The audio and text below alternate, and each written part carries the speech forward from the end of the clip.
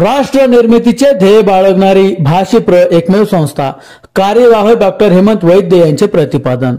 भाषिप्र संस्था समाजोपयोगी उपक्रम राबवणारी संस्था असून मनुष्य निर्मिती व राष्ट्र निर्मितीचे असे ध्येय बाळगणारी संस्था असल्याचे प्रतिपादन कार्यवाह डॉक्टर हेमंत वैद्य यांनी केले।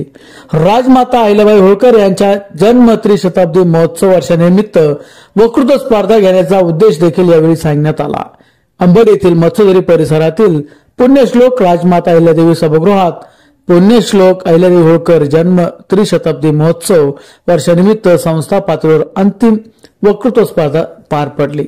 यावेळी उद्घाटन प्रसंगी भाषिप्र स अंबाजोगाईचे कार्यवाह डॉक्टर हेमंत वैद्य, उपाध्यक्षा ज्योती ठाकूर, प्राध्यापक चंद्रकांत मुळे, उमेश जगताप, प्रकाश जुगड आदींसह इतरांची उपस्थिती होती।